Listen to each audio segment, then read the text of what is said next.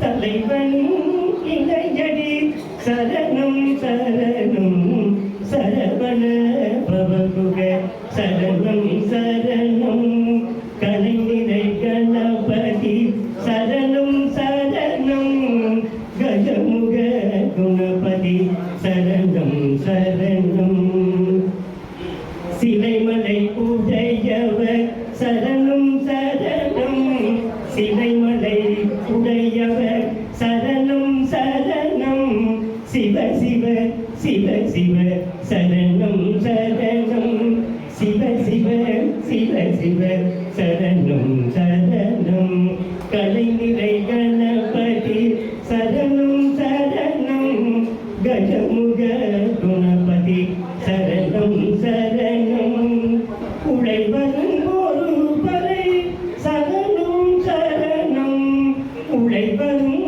ஒரு பறை சரணம் சரணம் உமை சிவை அம்பிகை சரணம் சரணம் உமை சிவை அம்பிகை சரணம் சரணம் கலைநிறை கணபதி சரணம் சரணம் கஜமுக குணபதி சரணம் சரணம் சரணம் சரணம்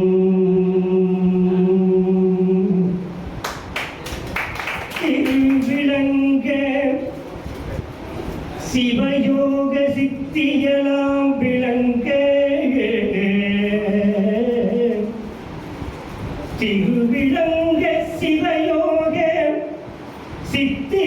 சித்தியலாம் விளங்க சிவன் ஞான நிலை விளங்க சிவன் ஞான நிலை விளங்க சிவானுபவம் விளங்க சிவானுபவம் விளங்க தெருவிளங்கி திருத்தில்லை திருச்சிற்றம்பலத்தே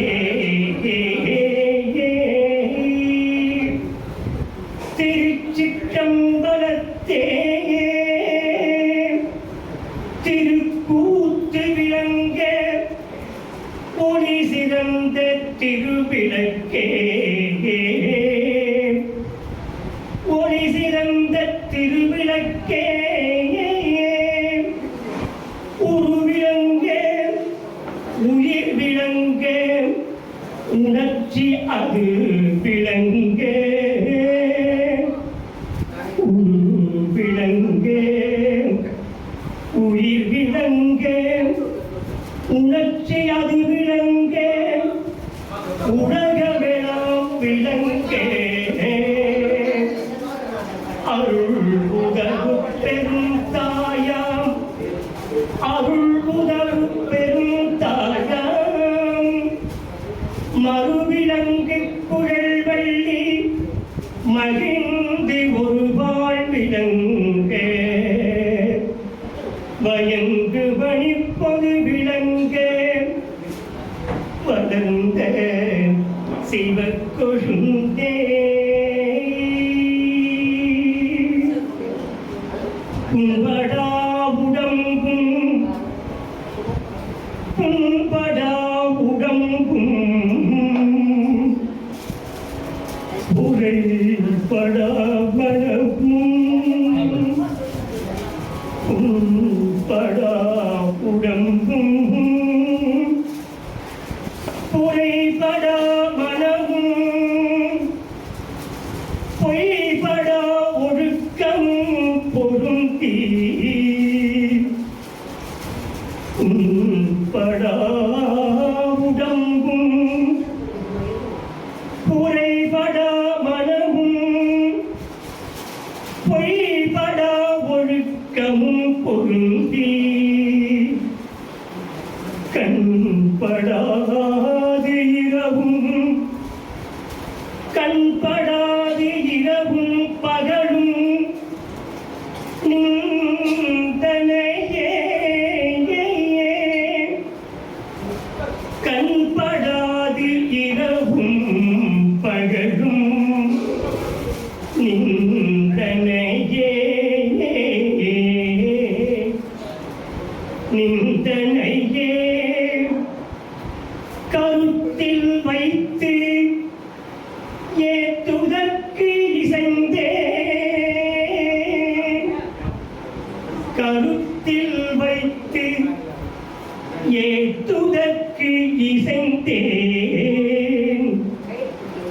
உன்பனே எனினும் உன்பனே எனினும் உடுப்பனே எனினும்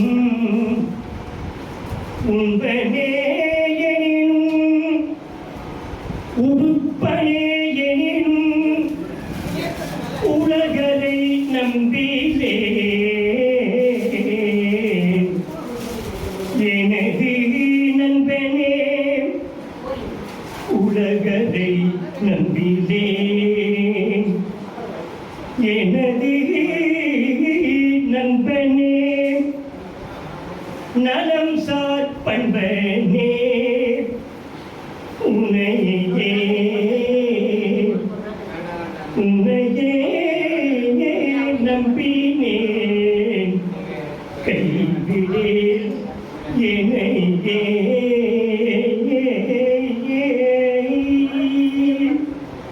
உன்னையே நம்பினேன் கைவிடே என்னையே.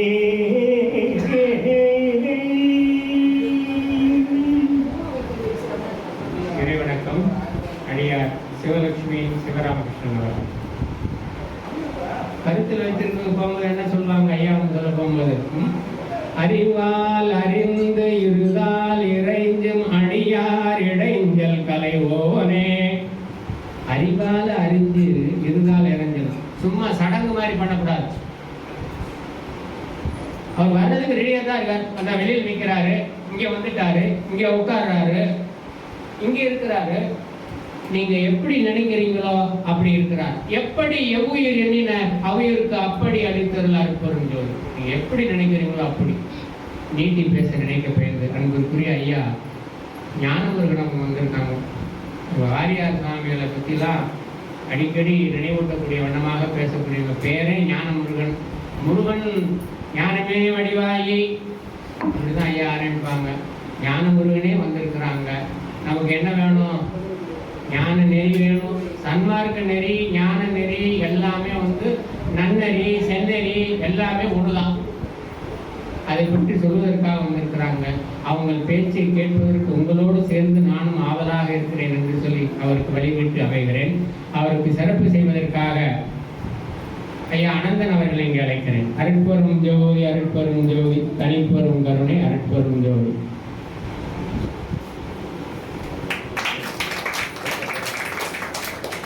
இங்க பாருங்க ஐயா, நீங்களும் வாங்க ஐயா.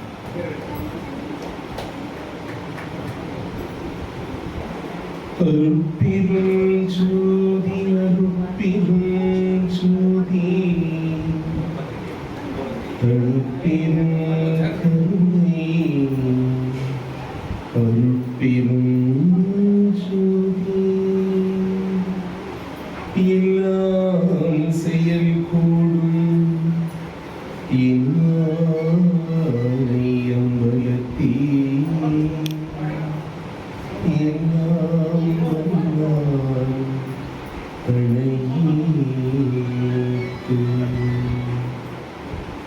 குருவாழ்வு குருவேத்து வடபழனி பரஞ்சோதி பாபா திவ்ய திருவடிகள் சரணம். திரு பிரகாச பெருமானார் மலரடிகள் சரணம். அன்பிற்கினிய தன் வாழ்வையை தவமாக கொண்டு வாழ்ந்து நம் அனைவருக்கும் அந்த தவத்தை தாரமாக பார்த்து தந்திருக்கக்கூடிய கண்ணியப்ப அடிகளாருடைய திவ்ய திருவடிகள் சரணம். எண்ணிருந்த சித்திர பெருமக்கள், ஆழ்வார்கள், நாயன்மார்கள், மகா பெரியவர்கள் அனைவருடைய மகா திருவடிகள் சரணம். எனக்கு என்ன பேசுறதுன்னு தெரியல. நான் பேசணும்னு நினைச்ச எல்லாத்தையுமே அன்பிற்கினிய சகோதரர் பேசிவிட்டார். நான் பேச நினைத்ததை அவர் பேசிவிட்டால் நான் பேசுவதற்கு ஒன்றுமில்லை. நீங்கள் கேட்க விரும்பியதை கேட்டுவிட்டீர்கள், கேட்பதற்கு ஒன்றுமில்லை என்றே தோன்றுகின்றது. ஏனென்றால் நீங்கள் கேட்க விரும்பிய பொருளும் அவர் அளித்த பொருளும் நானும் அளிக்க விரும்புகின்ற பொருளும் ஒரே பொருள் தான், மெய்ப்பொருளாகிய சிவம். அருமையாக ஐயா கூறினார்கள், அதுபோல எந்த ஒரு பாடல் எடுத்தாலும் அந்த பாடலின் பொருள் என்பது அருன்ற பொருள் அல்ல, கோனார் உரையில் வருகின்ற பொருள் அல்ல, இல்ல கூகுள்ல பார்க்கக்கூடிய பொருள் எல்லாம். சொல்லிய பாட்டின் பொருள் உணர்ந்து சொல்லுவார் செல்வர் சிவபுரத்தில் உள்ள சிவனடி கீழ் பல்லூர் மேற்பனை. இந்த தமிழ் வார்த்தைக்கு இந்த பொருள், இந்த வார்த்தைக்கு அந்த பொருள் என்பது எது ஒன்று விளங்கிக் கொண்டிருக்கின்றதோ அந்த விளங்கிக் கொள்ளக்கூடிய பொருளுக்கு அறிவாக எந்த பொருள் விளங்குகின்றதோ, எதை கொண்டு நாம் விளங்கிக் கொள்ள முடியுமோ அதற்குள் எது ஒன்று விளங்கிக் கொள்ளுகின்றதோ அதுவே பொருள். அசையக்கூடிய அசையாத அனைத்து பொருள்களிலும் நீக்கமர நிறைந்திருக்கக்கூடிய ஒரே பொருள் பரம்பொருள் சிவம். அந்த பொருளை சிந்திப்பதற்காக மட்டுமே வந்திருக்கின்றோம். அந்த பொருளை மட்டுமே சிந்தித்தார் வள்ளல் பெருமானார். அதையே அந்த பொருளையே அருட்பாவாக தந்தார். அந்த அருட்பாவின் பாடலில் எந்த ஒரு இடத்தை எடுத்தாலும் அந்த இடத்தில் அந்த அருள் அனுபவம் ஏற்படும். ஒரு 10 கிலோமீட்டர் தூரத்துக்கு ஒரு வயர் போகுது, கரண்ட் வயர், எங்க தொட்டாலும் ஷாக்கிங். அது இங்க தானே. Nothing but bhakti. Bhakti is nothing but constant remembrance. தேவாரத்துல நாவுக்கரசர் சொல்ற நீல நினைத்தது நினைந்திருக்கும் அடியாதமை நைய வைத்தார். நல்லதானே வைக்கிறது. நினைந்து நினைந்து உருகக்கூடிய அடியவதமை நைய வைத்தார். சாமி போட்டு படுத்தி எடுக்கிறார். எதுக்கு? தொடர்ந்து வரும் தீவினைகளை தொடர்ந்து ஓட விட்டு பின்னாடி வந்து இருக்கு உனக்கு தெரியாது. அந்த இடத்துல அவனை அடிக்கிற மாதிரி அடிக்கிறான். அது போயிடும். சாமியை அடிச்சிட்டு இருக்காருமா. கிரகங்கள் நம்மை பாடாக படுத்த வரும் பொழுது பெருமான் நீ அருப்பை எடுத்து கையில் வச்சுக்கோ, படிச்சுட்டு அருள் அனுபவம் வாங்கி புரியுதோ புரியலையோ. தெரிஞ்சவங்க போட்டாலும் ஃபேன் சுவிட்சில் ஃபேன் ஓடும், தெரியாதவங்க போட்டாலும் அது ஆல்ரெடி கனெக்டட் சுவிட்ச் இருக்கு, போட்டீங்கன்னா ஃபேன் ஓடும். இதை இந்த அறிவு சொல்லுது. இதுக்கு நான் ஒரு எலக்ட்ரிக்கல் இன்ஜினியராக இருக்கணும் அவசியம் இல்லை, இந்த ஃபேன் கண்டுபிடிச்சோன்னா இருக்கணும் அவசியம் இல்லை, இங்கே வந்து கரண்ட் கனெக்ஷன் கொடுக்கணும்னா இருக்கணும் அவசியம் இல்லை, இந்த வீட்டோட ஹவுஸ் ஓனராக இருக்கணும்னு அவசியம் இல்லை, எந்த அவசியமும் இல்லை. அந்த சுவிட்சை தொட்டோடனே ஃபேன் ஓடும், காற்று. ஏற்கனவே இருக்கக்கூடிய இந்த காற்று இன்னும் அதிகப்படுத்தி கொடுக்கக்கூடிய ஒரு கருவி இருக்கின்றது இந்த அறிவு சொல்லுது. அப்ப ஏற்கனவே இருக்கக்கூடிய இறைவன் எப்பொழுதுமே இருந்து கொண்டே இருக்கின்றார். அருப்பா என்ற அந்த சுவிட்சை தொட்டா நம்மளுடைய அனல் காற்று தென்றல் காற்றாக மாறும். நம்முடைய வேதனைகள் எல்லாம் சுகமாக மாறி மன மகிழ்ச்சியும் உடல் கழிப்பிலும் ஆன்மா ஆனந்தம் பெறும்.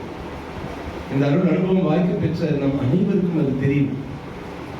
அதுல சுவாமி சொல்றாரு, அருள் ஜோதி தெய்வம் என்னை ஆண்டு கொண்ட தெய்வம்.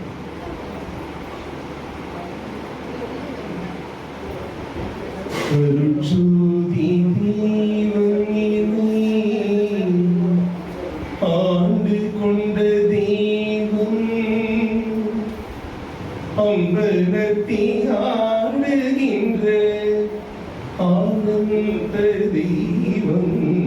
அருள் ஜோதி தெய்வம் என்னை ஆண்டு கொண்ட தெய்வம். சோதி சோதி பார்த்தீங்கன்னா தமிழ் பிரிச்சு பார்த்தீங்கன்னா அருமையான மொழி. உண்மைன்னா உள்கூட்டல் தன்மை, உள்ள இருக்கக்கூடிய தன்மை. உள்கூட்டல் மெய் உண்மை, நெல் கூட்டல் மதி நிம்மதி. தமிழ் வித்து அமிழ் எது விதையாக இருக்கின்றதோ அது ஆழமாக இருக்கின்றது. ஆக சோதி என்றால் சோ என்றால் பிரம்மம், சோகம் என்றால் பிரம்மமாக நான் இருக்கின்றேன். சோகம் என்று ஒரு வாசியோகத்தில் சொல்றோம். சோ என்றால் பிரம்மம், அந்த எல்லாத்தையும் தோற்றுவிக்கக்கூடிய அந்த பொருள், அதாவது பரபிரம்மம் பரம்பொருள் சொல்றோம். தீ என்றால் தீ, நெருப்பு வெப்பம் சொல்றோம். நெருப்புக்கு 2 தன்மைகள் உண்டு, ஒன்று வெப்பம், இன்னொன்று வெளிச்சம். ஆனா சாமி சொல்ற இன்னொரு தன்மை உண்டு, அருள், அருட்சோதி. அப்போ எப்ப அந்த நெருப்புக்கு வந்து அருள் தன்மை இருக்குன்னு உங்களுக்கு புரியுதோ அதுல இருந்து அருள் தான் வெளிக்கும். சூரிய கதிர்கள் இருந்து நமக்கு என்ன கிடைக்குதுன்னா வெப்பமும் கிடைக்குது, ஒளியும் கிடைக்குது. உள்ளுக்குள்ள அகத்தில் இருக்கக்கூடிய அந்த சூரியனை நாம் நினைக்க நினைக்க அப்போ இந்த ஆன்மா அப்படின்ற சுயம் பிரகாச ஜோதி. எந்த ஒரு யாகம் முடிக்கும் பொழுதும் சுப்பிரமணியம் சுப்பிரமணியம் சுப்பிரமணியம் சொல்லுவாங்க. சுக்குக்கு மிஞ்சின வைத்தியம் இல்லை, சுப்பிரமணியத்துக்கு மிஞ்சின தெய்வம் இல்லை. சுக்கு என்றால் சுக்கிலம். சுக்கிலம் என்றால் இந்த உடலுக்கான மூல ஆதாரமான பொருள். அது கீழே போனால் விரயம், ஒரு பெண்ணுக்கு போனால் விவாகம், மேலே ஏறினா விவேகம். மேலே ஏற்றக்கூடியதுதான் நீர். ஊற்றுவிடும் இணையினால் நாற்றுவிடும் பிறவியை நீற்றுவிட செய்வது நீர். மந்திரமாவது நீர், வானவர் மேலது நீர், சுந்தரமாவது நீர், துதிக்கப்படுவது நீர். பசுவின் என்றும் அமைவது திருநீர். புறத்தில் பசுவின் சாணத்திலிருந்து வருவது திருநீர். அகத்தில் பசுவாகி ஆன்மாவின் என்று வருவது திருநீர். பெருமானிக்கு கூறுகின்றார், புறத்தில் ஒரு திருநீர் ஒன்று, அகத்தில் ஒரு திருநீர். அகத்தில் இருக்கிற திருநீர் எப்படி மேலே ஏறும்? அருட்பா படிக்க படிக்க ஏறும், திருமுறைகள் படிக்க படிக்க ஏறும், தேவாரம், திருவாசகம், திருமுறை, திருப்புகழ். நீங்க எந்த ஒரு பொருள் இந்த உலகை படைத்து இந்த உலகத்தில் இருக்கிற ஒவ்வொரு பொருளுக்குள்ளும் இருந்து அதை அளவாக அசைத்துக் கொண்டிருக்கின்றதோ, அந்த அசையாத பொருளை நினைக்க நினைக்க நினைக்க அந்த சுத்த உஷ்ணம் மேலே நோக்கி எழும்பார்கள். அதுதான் திருநீர் உஷ்ணம். ஊற்றுவிடும் வினையினால் நாற்றுவிடும் பிறவியை நீற்றுவிட செய்வது திருநீர். அப்போ அந்த மாதிரி திருநீர் அணியணும்னு சாமி சொல்றது. புறத்துல பசுவின் திருநீர் கிடைக்கிறது சாமி. எங்க பார்த்தாலும் சித்தநாதன் அவரே சொல்றார், இது திருநீர் இல்லைங்க. எவ்வளவு பேருக்கு நாங்க கொடுக்க முடியும்? எல்லா இடத்துலயும் திருநீர்னு சொல்லிட்டு பவுடர் தான் வச்சிருக்காங்க. திருநீர் வெளியே பூசணும்னா அந்த ஒரிஜினலான பசு சாண திருநீர் பயன்படுத்தணும். அகத்துல திருநீர் இந்த அருள் அனுபவத்துக்கான பாராயணங்கள், சத்து விசாரங்கள், சாமி சொன்ன மாதிரி பரோபகார சிந்தனை எதுவும் என்னால் செய்ய முடியலனாலும் எல்லாரும் நல்லா இருக்கணும் சாமி. தாய்மானவர் சுவாமி சொன்னாரு, எல்லா உயிர்களும் இன்புற்றிருக்கு நினைப்பதுவே அல்லாமல் வேறொன்று அறியேன் பராதரம். வேற எந்த நினைப்பு எனக்கு வேண்டாம். லோகா சமஸ்தா சுகினோ பவந்து, சர்வே ஜனா சுகினோ பவந்து. சும்மா சொல்லிப்பாங்க, புரிதோ புரியல, வேலை செய்யும். வாழ்க வையகம், வாழ்க வையகம், வாழ்க வளமுடன் சொல்லும் போது எனக்குள்ள ஒரு ஆனந்தம். ஏன்னா சூரிய ஒளி அனைவருக்கும் சமமாக இருக்கின்றது, மேக மழை நீர் அனைவருக்கும் சமமாக இருக்கின்றது, வானல் பெருவெளி அனைவருக்கும் சமமாக இருக்கின்றது. ஆக எல்லாரும் நல்லா இருக்கணுன்ற எண்ணமும் எல்லாருக்கும் சமமா இருக்கணும். சம ஆதாயம் அதான் சமுதாயம், சம ஊக்கம் அதான் சமூகம். இந்த சமூகம் என்னன்னா நம்ம ஜாதியை பேசுறாங்க, அந்த மாதிரி எல்லாமே இடம் மாறிடுச்சு. சமூகம் என்றால் ஜாதி அல்ல, சமூகம் என்றால் சம ஊக்கம். நம்ம போன்ற சக மனிதரை நல்லபடியா இருக்கணும்ன்றதுக்காக நம்ம ஒரு ஆற்றுப்படுத்தக்கூடிய சில வார்த்தைகளை பேசுவோம். சாமி சொல்லுவார், மனக்குறை நீக்கி நல் வாழ்வழித்து எங்கி எனக்கு உதவாகியும் என் உயிர் தளர்ந்த தருணமின் தளவிலாம் நீக்கி உள் கிளந்திட வாய்த்த உண்மை துணை யாரே இன்னும் இறங்குகின்றாக்கு சீரையளிக்கும் சிதம்பர சிவமே. சிதம்பரத்தில் போயிட்டேன், சுவாமி நடராஜரை பார்த்துட்டேன், அபிஷேகத்தை கொடுத்துட்டேன், என்ன பண்ணணுமோ அந்த ஃபார்மாலிட்டிஸ் எல்லாமே முடிச்சுட்டேன். நடராஜர் அருள் கொடுப்பாரா? யாரையும் இறங்குகின்றாருக்கு சீரை அளிக்கும் சிவந்தாசம். எல்லாரும் நல்லா இருக்கணுன்ற எண்ணம் முதல்ல வரும். சாமிக்கு நம்ம வரமா கேட்க வேண்டியது என்னன்னா, வேண்டும் வழியை நம்ம தெரிஞ்சுக்கணும். சாமி கிடைச்சிட்டா வேண்டலாம்ன்றது முன்னாடி ஃபர்ஸ்ட் நம்ம என்ன கேட்கணும், என்ன வேண்டணும் சாமி தெரியும். ஏதோ ஒரு வேண்டுதலால், என் தாய் தந்தையின் வேண்டுதலால், முன் செய்த தவ பயனால் நீ கிடைச்சிட்ட, உனக்கிட்ட எனக்கு வேண்டது என்னன்னு தெரியல. இப்ப நான் என்ன வேண்டும்னா, இந்த வள்ளலார் தொண்டு நிறுவனத்துக்கு வரணும்னு வேண்டும். ஒரு காலத்துல நான் என்ன நினைப்பேன்னா, இதை நெசப்பாக்கிறதுக்கு எப்போனாலும் வந்துடலாம். பல வருஷம் ஓடிடுச்சு. அதன் பிறகு ஒரு நாள் வரும்போது நான் வேண்டினேன், இங்க வர வேண்டும் சாமி, வர வேண்டும். ஏன்னா எவ்வளவு பெரிய ஞானம் முடியும், எவ்வளவு பெரிய ஞான சமயம். அன்பு சகோதரர் பேசினார், அழகாக பேசினார், அருமையாக பேசினார், ஆனந்தமாக பேசினார், ஆசீர்வாதமாக பேசினார். அதாவது இதனை இவன் இவ்வாறு செய்வான் என ஆய்ந்து அதனை அவன் கண்டுவிடும். எல்லாரும் பேசினா கேட்க முடியும்னு சொல்ல முடியும். எல்லாருக்கும் ஏதாவது கிடைக்கணுமே சாமி பெருமானே நினைச்சு பேசும்போது கண்டிப்பா அவ்வளவு ஆழமான அழுத்தமான ஒரு நாளெல்லாம் பேச வேண்டிய ஒரு பெரிய சொற்பொழிவு அந்த ஒரு ஷார்ட் டைம் எப்படி பேச முடியுது? அணுவை துடைத்து ஏழுகளை உட்புகுத்தி குறுக தரித்த குரல். திருக்குறள்ல அந்த 2 வரிகள் எப்படி அவரால் சொல்ல முடிஞ்சதுன்னா, அவர் கூகுள்ல பப்ளிஷ் பண்ணிட்டு அது பெருசா வல்லுவந்தனை உலகுக்கு தந்து வான்புகழ் கொண்ட தமிழ்நாடு. வான் அப்படின்னா மின்சக்தி, புகழ்னா புகு ஆழ். சொன்னலையே தமிழ் பிரிச்சிங்கன்னா வரும். ஆழமா புகுந்து உள்ள போனீங்கன்னா விண்வெளி வரும். அந்த வார்த்தையை சொல்லியிருக்காரு, வான் புகழ். பெருமைனா பெரு கூட்டல் உண்மை, பெருன்னா சிவம், பெருவுடையார் சொல்றோம் இல்லையா, உண்மைனா அல்லா. தமிழ் எதை பிரிச்சிங்கனாலும் இறைவன் தான் வேண்டும். அப்போ அருட்ஜோதி தெய்வம் என்னை ஆண்டுகின்ற தெய்வம். என்னைக்கு ஆண்டுச்சது? எங்க தாத்தா சொல்றாரு அப்பனையும் முருகாங்க, எங்க அப்பா சொல்றாரு அப்பனையும் முருகாங்க, நான் சொல்றேன் அப்பனையும் முருகா, என் பேரன் சொல்றான் அப்பனையும் முருகா. பாசிபிள். மாறுகின்ற இந்த உடலுக்கு மாறுகின்ற ஒரு தந்தை, மாறுகின்ற ஒரு தாத்தா, மாறுகின்ற ஒரு பையன். மாறாத இந்த ஆன்மாவுக்கு மாறாத பரமான்மா தான் தந்தை, எப்பவுமே தந்தை அப்படின்னு சொல்லுவோம். என்னை புல்லாக இருந்த போது ஆண்டது, புழுவாக இருந்த போது ஆண்டது, மரமாக இருந்த போது ஆண்டது, பல்விருகமாக இருந்த போது ஆண்டது, பறவையாக இருந்த போது ஆண்டது, கல்லாக இருந்த போது ஆண்டது. 84 லட்சம் ஜீவராசிகளாக நான் பிறந்து பிறந்து பிறந்து மடிந்து வளர்ந்து வாழ்ந்து மீண்டும் பிறந்து மீண்டும் இறந்து தான் கடந்து வந்த பாதை திரும்பி பார்க்கக்கூடிய அந்த தகுதியுள்ள ஒரு ஜீவனாக, ஒரு மனிதனாக நான் மாறும் வரை பிறப்பு எடுத்துக் கொண்டே இருக்கிறேன். ஒவ்வொரு பிறவியிலும் என்னை ஆண்டு ஆண்டு ஆண்டு என்னை அடுத்த நிலைக்கு கொண்டு சென்ற தெய்வம், என்னை ஆண்டு கொண்ட தெய்வம். வடவடனே ஆண்டவர் அப்படின்னு சொல்றோம் இல்லையா, என்ன ஆண்டவர் என்னை இன்னைக்கு நேருக்கு ஆண்டவர். நான் எப்படி இப்படி நிக்கிறேன், எப்படி ஒரு மனுஷனா மனிதன் என்னும் மகத்தான பிறவி எப்படி வாய்த்தது? சென்னையில் இருக்கக்கூடிய எவ்வளவோ இடங்கள் இந்த தைப்பூச திருநாளில் இந்த இடத்துல நம்ம எப்படி வந்து நம்ம போயிருக்கோம், எதை பற்றி சிந்திக்கணும்? ஐயா கூறியது போல ஏற்கனவே இருக்கக்கூடிய பொருளை சிந்திப்பதற்காக உள்ளது போகாது அல்லது வாராது. இருக்கின்ற ஒன்றுக்கு எப்பொழுதும் இழப்பில்லை, இல்லாத ஒன்று இல்லாத போகும். அழகாக விளக்கம் கொடுத்தார். பொய் என்றால் அது ஒரு ரொம்ப தப்பா புரிஞ்சுக்க வேண்டிய விஷயம் இல்லை. மாறக்கூடியது பொய், மாறாதது நிலைக்கக்கூடியது மெய், நிலைக்காதது பொய். ஆக பொய்யின் தன்மையை தெரிந்து கொண்டு பொய்யாயினவெல்லாம் போயகளை வந்தருளி மெய்ஞானமாகி விடுகின்ற நிகழ்ச்சிகள். அப்போ எப்படி நான் பொய்யா இருந்த போதுதான் நான் வந்துட்டு கேட்டா அதெல்லாம் கொடுத்துருவேன். எண்ணியனால் எண்ணியவாறு எனக்கு அருளும் தெய்வம். பொய் நீங்கிய பிறகு மெய்யாக மாறிய பிறகு பொய்யின்றி மெய்யோடு நெய் கொண்டு போனால் அதான் திருநீர். ஆக அருஜோதி தெய்வம் எங்க இருக்குன்னா நமக்கு தெய்வம். அது கூட பிரிச்சு பார்த்தீங்கன்னா தேய்வ் என்றால் தீ, ஓம் என்றால் ஓங்கார், ஒளியும் ஒளியும்.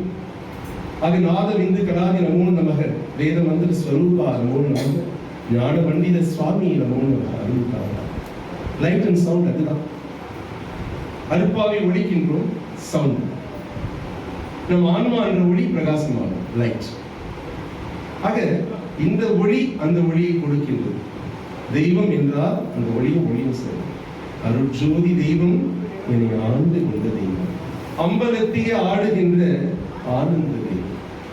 ஏற்கனவே சொன்னபடி அம்பலம் என்பது புறத்தில் இருக்கு, அகத்திலே. புறத்தில் இருக்கிற அத்தனை விஷயங்களும் அகத்திலே. Fraction demands and totality supplies சொல்றாங்க. அப்போ அண்டத்தில் உள்ளது பிண்டத்திலேயும் இருக்கு. இந்த நடுநெற்றி தாளத்தில் நானுனை தியானிப்பேன் பிரம்ம மந்திரத்தை போதித்து வந்திருவார். கந்தகுரு கவசத்துல சொல்லுவாங்க, இந்த இடத்துல நராடஸ்தானம் சொல்லக்கூடிய ஆகினை சக்கரம். இந்த இடத்துல ஏன் நம்ம திருநீர் வைக்கிறோம், இந்த இடத்துல ஏன் நம்ம சந்தனம் வைக்கிறோம், இந்த இடத்துல ஏன் நம்ம குங்குமம் வைக்கிறோம், மிகப்பெரிய அறிவியல். ஆக இந்த மஞ்சளும் எலுமிச்சம்பழமும் விளக்கெண்ணையும் சேர்ந்த அந்த குங்குமத்தை ஏன் வந்து அந்த காலத்துல தரிச்சாங்க? குளிர்ச்சி பொருந்திய அந்த சந்தனத்தை அதை இழைச்சி எதுக்கு இந்த இடத்துல வச்சாங்க? இது வெப்பம் வரக்கூடிய இடம். நீங்க உலக விஷயங்கள்ல வாயில ஈடுபட ஈடுபட இது ஹீட் ஆகிட்டே போகும். ஒரு டிவைஸ் இருக்கு, நீங்க கரண்ட்ல கனெக்ட் பண்ணிட்டு இருக்கீங்க, ரொம்ப நேரம் யூஸ் பண்ணிட்டே இருக்கீங்கன்னா ஹீட் ஆகும். அதோட ஆம்ப் அதிகமா இருக்கு, டிவைஸ் தாங்கலன்னா என்ன ஆயிடும்? பஸ்ட் அவுட் ஆயிடும். ஸோ உலக விஷயங்களை உங்களால் தாங்க முடியாத போது உங்க நெத்தி வந்து பஸ்ட் அவுட் ஆயிடும், உங்களால சமாளிக்க முடியாது. ஆக எதையும் சமாளிக்கக்கூடிய திறனுடைய திருநீரும் சந்தனமும் குங்குமமும் வச்சாங்க. அந்த சுவாமி என்ன சொன்னார்னா, நீ அருள்பா படிச்சுக்கிட்டே இருக்கும் பொழுது உடல் குளிர்ச்சி பெறும். இந்த சுத்த உஷ்ணம் கிளம்பி அசுத்த உஷ்ணத்தை ஒண்ணுமில்லை. ஜுரம் சொல்றோம், ஜுரம்னா அசுத்த உஷ்ணம். நீங்க ஜுரம் வரும்போது நீங்க அருள்பா எடுத்து படிச்சுக்கிட்டே இருங்க. அது ஒரு அறிவியல், அது ஒரு மருத்துவம். சுத்த உஷ்ணம் உங்களுக்கு நலங்குல புரிந்தது ஞான யாகத்திலே வளர்ந்து இணைந்த ஞானமை கடலில் வளர்ச்சாங்க. அப்ப அந்த சுத்த உஷ்ணம் வர வர இந்த அசுத்த உஷ்ணம் இல்லாம போகும். பொருட்சாரும் மறைகள் எல்லாம் போற்றுகின்ற தெய்வம், போதாந்த தெய்வம், உயர் நாதாந்த தெய்வம். ஆக அந்தம் என்றால் முடிவு, போதம் என்றால் போதிப்பது, நாதம் என்றால் ஒழிப்பது. ஒழிக்கின்ற போதிக்கின்ற எல்லா விஷயங்களுக்கும் முடிவாக இருக்கக்கூடிய பொருள் எதுனா முடிவற்ற பொருள். முடிவற்ற ஒரு பொருள் தான் எதற்கும் முடிவுரை எழுத முடியும். காலத்துக்கு அப்பாற்பட்ட ஒரு பொருள் தான் காலத்துக்கு உட்பட்ட பொருள்களை இயக்க இயலும். ஆக என்ன சொல்றதுன்னா, காலத்துக்கு உட்பட்ட உன் உடலிலும் மனதிலும் காலத்துக்கு உட்படாத காலத்துக்கு அப்பாற்பட்ட ஒரு பொருள் இருக்கின்றது என்பதை உன் காலத்தோடே நீ புரிந்து கொண்டால் அந்த உன்னுடைய காலம் முடியறதுக்குள்ள நம்ம எதுக்கு பிறப்பு எடுத்தோமோ அந்த பிறப்பை நம்ம நல்ல விதமா மாத்திக்கணும். சரியா சொல்ல போனா இனி பிறக்கக்கூடாது இனி பிறக்கக்கூடாதுன்னு எல்லாருக்குமே சொல்றாங்க. எல்லா மறைகளும் திருமுறைகளும் சொல்றது பிறவாங்க. ஆனா சுவாமி எப்படி வேலை சொல்றாரு, இரவாங்க. அதுக்கு நீங்க இறந்து போகாம இருக்கணும். இறந்து போகாமல் இருந்தால் மட்டுமே பிறவாமை என்ற பெருவரம் கிடைக்கும். சரி, நீங்க இறந்து போகாம இருக்கணும்னா என்ன பண்ணணும்? இறந்து எது இறந்து போனோமோ அது இறந்து போனோம், எது இறக்காம இருக்கணுமோ அது இறக்கணும். மனதின் மரணம் ஞானத்தின் ஜெபம்.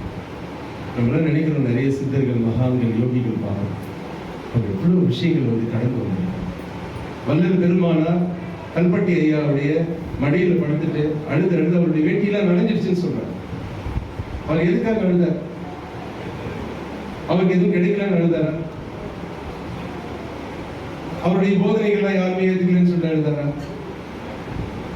நான் ஒவ்வொரு ஜீவர்களுக்குள்ளும் இறைவன் இருக்கின்றான் என்பதை உணர்த்த தலைப்படுகின்றேன். அவர்கள் என்னை இறைவனாக மதிக்க ஒப்புக்கொள்கிறார்களே தவிர அவர்களுக்குள்ள இருக்கக்கூடிய அந்த இறைவனை ஏற்றுக்கொள்ள தயாராக இல்லை என்று நினைத்து அழுகின்றார்.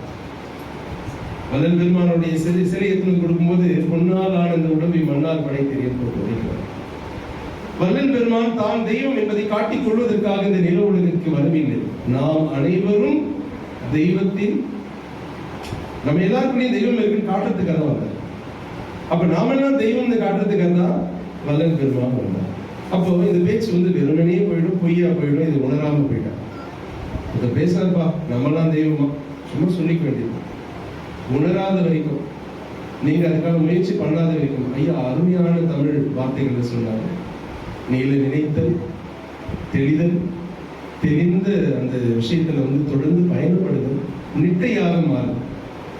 இயமம், நியமம், ஆசனம், பிராணாயாமம், பிரத்யாகாரம், தாரணை, தியானம், சமாதி, அட்டாங்க யோகம் பெரியவங்க வகுப்பிச்சாங்க. இந்த திருமூலர் வந்து தீது அகற்றல், நன்று ஆற்றல், இருத்தல், இருத்தல் ஆசனம், வழிமடுத்தல் என்ன அழகான தமிழ் வார்த்தைகள் தான். உள்குதல், உள்குதல் தியானம், பரவெளியாதல், எல்லா இடத்திலையும் சமாதி நிலை. அப்ப இந்த இடத்துக்கு நம்ம வரும்போது ஜீவ சமாதி அடைந்த ஒருவருடைய இடமா இது அப்படின்னா நீங்க உணரலாம். உங்க ஜீவன் சமாதி நிலையில, எந்த ஒரு இடத்துக்கு நீங்க வரும்போது உங்க ஜீவன் சமாதி நிலையில இருக்குதோ அது ஜீவ சமாதி. இந்த இடத்துக்கு வரும்போது தான் நான் உணர்றேன். அடியில் வந்து அதிகமா நிறைய ஜீவ சமாதி இடங்களுக்கு பயணப்படுவேன். நாங்க செல்லும் பொழுது எனக்கு உலகம் மாற்றம். இதுக்காகிய ஜெகம் நீங்கி விடத்தில் திருசைமாகிய சுரூப தரிசனம் கவனம் சொல்றோம். உலக நினைவே இருக்காது, எந்த நினைவுமே இருக்காது, ஒரு பேரானந்த நிலை. அந்த மாதிரி இந்த இடத்துக்கு வரும் பொழுது அந்த பேரானந்தம் எப்படி வரும்னா, ஆன்மாவுக்குள்ள நீங்க போகும்போது பேரானந்தம். ஆன்ம லயம், அதான் ஆலயம். ஆலயம்னா இட்ஸ் நாட் எ பில்டிங், ஒரு கோபுரமோ இல்லை பில்டிங்கோ இல்லை ஆலயம். ஆலயம்ன்றது இட்ஸ் ஸ்டேட். ஜீவ சமாதி அப்படின்றது கூட ஒரு ஒரு செங்கல் சிமெண்ட்ல கட்டடம் கிடைக்கும். It's state, it's state of sense. என்ன சொல்றது, ஒரு ஆன்மாவுடைய பரிபக்குவ நிலை. நீங்க என்னதுன்னு சொல்ல முடியாது. ஏதோ ஒரு கரண்ட் பாயும், ஒரு சின்ன குழந்தை கொஞ்சம் போது உங்களுக்கு வரக்கூடிய ஒரு ஆனந்தம், அது வார்த்தைகளை விளக்கவே முடியாது. அருட்பா நீங்க படிக்க படிக்க படிக்க அந்த பேரானந்த உணர்வு கொஞ்சம் கொஞ்சமா உங்களுக்கு வர ஆரம்பிக்கும். இந்த பாடலை சொல்றாரு, பொருட்சாரும் மறைகள் எல்லாம் போற்றுகின்றது. எந்த ஒரு பாடல் எடுத்தாலும் திருவருட்பா, திருப்புகழ் எதை போற்றுகின்றதோ, தேவாரம் எதை போற்றுகின்றதோ, திருவாசகம் எதை போற்றுகின்றதோ, அந்த மாதிரி எல்லாமே போற்றக்கூடிய ஒரு பொருள் எதுவோ அதுதான் அருள் கொடுக்கக்கூடிய பொருள். இப்ப தேவாரம் என்பது இறைவனுடைய ஆறு, திருவாசகம் என்பது இறைவனுடைய வாசகம், திருப்புகழ் என்பது இறைவனுடைய புகழ்.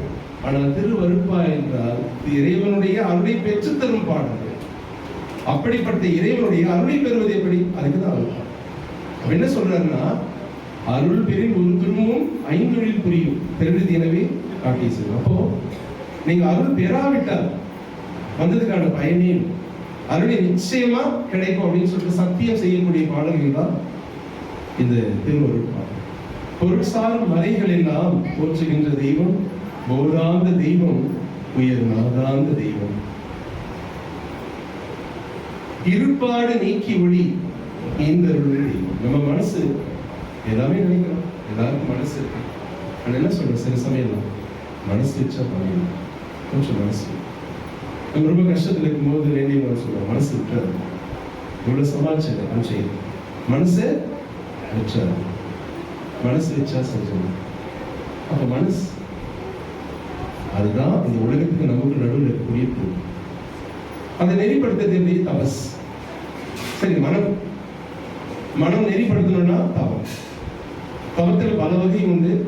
பாராயணம் ஒரு அருமையான அருட்பா பாராயணம் என்பது அருமையான தவ முறை. நீங்க பாராயணம் பண்ணிட்டு தனியாக தவத்தில் உட்கார அவசியம் இல்லை. நான் ஒரு 48 நாள் அருட்பா அகவல் பரஞ்சோதி பாபாவுடைய அந்த தவ கருவறையில் படிச்சிருக்கேன். படிக்க ஆரம்பிக்கும் போது கொஞ்சம் கிண்டல் பண்ணாங்க. நான் ஒரு வாரம் படிக்கலாம்னு நினைச்சேன். அதனாலேயே நான் 48 நாள் படித்தேன். அந்த அன்பர்களுக்கு நான் நன்றி சொல்றேன். எனக்கு ஆரம்பத்தில் அந்த கிண்டல் பண்ண கொஞ்சம் அப்படி இப்படின்னு பேசின விஷயங்கள் அதனால நான் அந்த 48 நாட்கள் நீட்டிச்சேன். 48வது நாள் நீங்க நம்புறீங்களோ இல்லையோ, பூசம் நட்சத்திரம் கரெக்டாக இருக்கும். இதேச்சியா பூசம் நட்சத்திரம் வந்தது. நான் அப்போ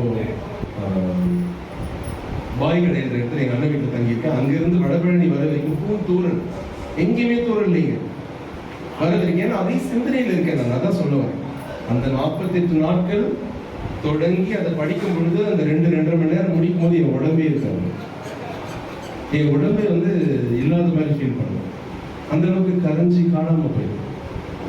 ஆக அந்த ஒளி, அந்த சத்தம் சும்மா அருட்பெரும் ஜோதி அருட்பெரும் ஜோதி அருட்பெரும் ஜோதி அருட்பெரும் ஜோதி அருள் சிவனேசார் அருட்பெரு நிறைவாழ் அருள் சிவபதியாம் அருட்பெரும் ஜோதி ஆகம முடிமேல் நாரண முடிமேல் ஆக நின்றோங்கிய அருட்பெரும் ஜோதி இகநிலை பொருளாய் பரநிலை பொருளாய் அகமர பொருந்திய அருட்பெரும் ஜோதி ஏகமிந்திதபரத்தினி மேற்பொருளாய் ஆக நின்றோங்கிய அருட்பெரும் ஜோதி புலிமனம் கடந்த ஒரு பெருவெளிமேல் அரசு செய்தோங்கும் அருட்பெரும் ஜோதி ஊக்கமும் உணர்ச்சியும் ஒளிதலும் ஆக்கையும் ஆக்கமும் அருளிய அருட்பெரும் ஜோதி. எதையாவது பேசிட்டே இருக்கிறேன். நானு இப்படி 2 மணி நேரம் பேசிக்கிட்டே இருந்தா இந்த உலகத்துல எது கூடயும் பேச முடியல. ஏகாந்தமான பொருளோட பேசிக்கிட்டே இருக்கு. நிறைய பேர் சொல்லுவாங்க, மௌனம் என்பது பேசாம இருக்கிறது. அது ஒரு இடைவிடாத பேச்சு, பேசாத பேச்சு, பெரும் பேச்சு, உள்ளிருக்கும் இறைவனோடு பேசிக்கொண்டே இருக்கக்கூடிய பேச்சுக்கு பேர் தான் மௌனம். நிறைய சித்தர்கள் மௌனமா இருக்கிறதுக்கு காரணம் உள்ள பேசிக்கிட்டு.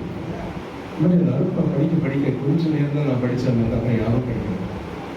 நான் கேட்க இந்த அருள் அனுபவம் வாய்த்தது. முடிக்கும் போது என்னுடைய உடம்பு பார்த்தீங்கன்னா அவ்வளோ உஷ்ணம். அந்த உஷ்ணம் குளிர்ச்சி பொருந்தியதாக. என் தலையில யாரோ ஒரு தண்ணி ஊற்றினா எப்படி இருக்குமா. ஈவினிங் வரைக்கும் என்னால் பேச முடியாது. அந்த ஆனந்தத்திலே இருக்கும். பேசிட்டே இருப்பாரு, யாரும் எல்லாம் பேசாம பேசும்போது அப்படி கை காட்டும். அப்போ கொஞ்ச நேரம் செய்யும் பொழுதே இந்த அனுபவம் வாய்க்குதுன்னா வாழ்நாள் முழுவதும் ஐயா சொன்ன மாதிரி ஒழுக்கம் என்பது ஒழுக்கம் ஒழுகிக் கொண்டே இருக்கும். ஒழுக்கம் என்பது இறைவனை நினைப்பது. நிறைய பேர் சொல்லுவாங்க, இப்படி இருக்கணும் அப்படி இருக்கணும். நீ எப்படி இருக்கணுமோ அப்படி இருப்ப. எதை நினைக்கணுமோ அதை நினைச்சா கான்ஸ்டன்ட் ரிமெம்பரன்ஸ். அப்போ இறைவனை இடைவிடாமல் நினைப்பதற்கு பேர் தான் அந்த ஒழுக்கம் இருந்ததுன்னா எல்லா ஒழுக்கமும் தானாகும். இப்படிப்பட்ட ஒழுக்கத்தில் இருந்து அப்படிப்பட்டவங்க எண்ணிய நான் எண்ணியவாறு எனக்கு அருள் தெய்வம். நிறைய பேர் அருட்பா படிச்சுட்டு என்னங்க நானும் அருட்பா படிக்கிறேன், எண்ணிய நான் எண்ணியவாறு எனக்கு அருள் தெய்வம் சொன்ன சாமி ஆனா கேட்டா கொடுக்க மாட்டேன். என்ன கேட்கும்? எண்ணிய நான், நமக்குள் இந்த நான் நீங்கிய நான் தண்ணியிலிருந்து தண்ணி நீக்கிய தான் செல்ஃப்லெஸ் செல்ஃப். நான் இருக்கணும். தாமரை இடையில தண்ணி மாதிரி இந்த உலகத்தினுடைய தொடர்புக்காக ஒரு குழந்தை ஏதாவது தவறு பண்ணும்போது அது தாய் பொய் கோபத்தோடு எப்படி திட்டுறாரோ அந்த மாதிரி பொய்யான ஒரு கோபத்தோடு இந்த உலகத்தை அணுகணும். அந்த பொய் அந்த அந்த கோபம் நம்ம மனசுல இருப்பா இருக்கக்கூடாது. இருப்பாக ஒரு கோபம் இருந்தால் அதுக்கு பேர் தான் வஞ்சம். அந்த கோபம் இல்லாமல் நீங்க ஒரு அடி கூட அடிச்சிடலாம் அவங்களை நெறிப்படுத்துறதுக்காக. அந்த மாதிரி தன்மையோடு அந்த நான் இருந்ததுன்னா அது நலம் பயக்கக்கூடிய நான். அந்த நான் இருக்கிறவங்க நான் சொல்றாங்க தப்பு இல்லை. ஆனா அடியேன்ற வார்த்தை யூஸ் பண்ணிட்டு ஆனா நான் ஸ்ட்ராங்கா இருந்து கொண்டேன். ஆக நான் என்பது நமக்குள்ள இந்த உலக தொடர்புக்காக இறைவன் கொடுத்த ஒரு சாதனம். எண்ணிய நான் எண்ணியவாறு எனக்கு அருளும் தெய்வம். நான் எப்படி இருக்கணுமோ அப்படி இருந்து நான் கேட்டேன்னா எது கொடுக்கணுமோ அவர் கொடுப்பார். ஏன்னா நான் என்ன கேட்கணுன்றது அவருக்கு தெரியும். நான் கேட்க போறதே இல்லை. மாணிக்கவாசக பெருமாள் சொல்லுவாரு, வேண்டத்தக்கது அறிவோய் நீ வேண்ட முழுதும் தருவோய் வேண்டும் அயன்மாக்கு அறியோய். மகாவிஷ்ணுவையும் பிரம்மதேவனையும் சும்மா அப்படி இப்படி சொல்லுவாங்க அப்படின்னு சுவாமி சொன்னார். அதுக்காக அவங்க அந்த ஒரு கேரக்டர் பண்ணாங்க. இப்போ மகாவிஷ்ணு வா, பிரம்மதேவனைங்க வாங்க, இந்த கேரக்டர் நீங்க பண்ணுங்க ஜனங்கள் புரியறதுக்காக சொன்ன உடனே அவர் அறியாமையாகவும் ஆணவமாகவும் 2 விஷயம் பண்ணாங்க. அவங்களுக்கு அடிமுடியே அண்ணாமலை காட்டவில்லை, ஆனால் ஒரு அடியவனுக்கு காட்டார். வேண்டி என்னை பணிகொண்டாய். எவ்வளோ பெரிய பெரிய அடியவர்களுக்கு எல்லாம் இமயமலை இருந்து காசி இருந்து சுத்திட்டே இருக்காங்க. அவங்களுக்கு எல்லாம் கிடைக்காத பாக்கியத்தை இந்த ஏதும் அறியாத இந்த அடியனுக்கு கொடுத்திருக்கியப்பா. உன் லிஸ்ட்ல நான் தெரியாம வந்துட்டேன்னா எனக்கே புரியலையே.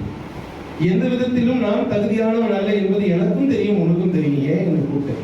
நான் கேட்கல, மாணிக்கவாசகர் கேட்கிறார். வேண்டி என்னை பணி கொடுத்தார். கள்ளம் கபடம் இல்லாத அந்த உள்ளம், அதுதான் இறைவன் கொடுத்தார். சுவாமி அழகா சொன்னார். சைவ சித்தாந்தம் படிக்கும் போது ஆச்சாரியர் என்ன பண்ணுவார்? நெறிப்படுத்துவார். என்ன வந்தது? அருள் வந்தது. என்ன வந்தது? தெளிவு வந்தது. என்ன வந்தது? புலமை வந்தது. என்ன வந்தது? எதையுமே சொல்லக்கூடிய தன்மை வந்துச்சு. முதல்ல ஆணவம் வந்துச்சு. ஆணவம் வந்துதா, அதை நெறிப்படுத்துறவர் தான் ஆச்சாரியர். அதை நீ புரிஞ்சுக்கிட்டீங்கன்னா அது போயிடும். பெருமானும் சொல்றாங்க, அகங்காரம் ஆங்காங்கு அதிகரிப்பு அமைந்திட சகங்கான உள்ளம் தடைத்து வளர்த்திட. ஏன் சாமி அருப்பா படிக்கும் போது எனக்கு அகங்காரம் வருது, கோபம் வருது, எனக்குள்ள வெறுப்பு வருது, நான் அருப்பாக்கு ஏற்ற மாதிரி இல்லையே, அருப்பா போட்டு நான் போயிட்டோமாங்கன்னா துணி துவைக்கும் போது அழுக்கு போகும், பெருக்கும் போது குப்பை வரும், தொடர்பு போட்டு போயிடுவியா? பொறுமையா பெருக்கிட்டே குப்பைகளை ஓரமாக ஒதுக்கிட்ட பிறகு அந்த இடம் சுத்தமாக, துணி துவச்சு காய போட்ட பிறகு திரும்ப வெண்மையாக டைம் இருக்கு.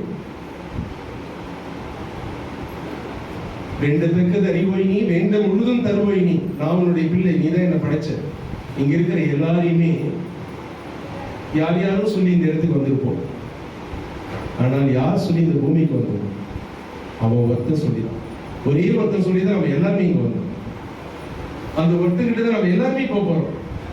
அந்த ஒருத்தர் இப்போ இல்லாம இருக்காரா? ஆக எல்லாரும் சமம்தான். அந்த ஆன்மா பயணப்பட்ட விதத்துல எடுத்த பிறவிகளின் தன்மையில அது எதை நோக்கி பயணப்பட்டுச்சோ அதுக்கேற்ற மாதிரி அந்தந்த இடத்துல அது உட்கார்ந்துருக்கு. இந்த இடத்துல தனக்குள்ள இருக்கக்கூடிய அந்த மகா பெரிய பொருளை சிந்திக்கும் வண்ணமாக அமர்ந்திருக்கிறது. ஏற்கனவே அந்த பொருள் இருக்கு, அதை புரிந்து கொள்வதற்கு அறியாமை தடையா இருக்கு, அந்த அறியாமை நீக்குது. அதை புரிஞ்சுக்கிறதுக்கு அறிவு கூட தடையா இருக்குன்னா அந்த அறிவையும் நீக்கும். திருப்புகழ்ல அருணகிரிநாதர் சொல்றாரு, குறியாது குறித்து அறியும் நெறி தனிவேலை நிகழ்த்திடலும் செறிவற்று உலகோடு உரை சிந்தையும் அற்று அறிவற்று அறியாமையும் அற்றது.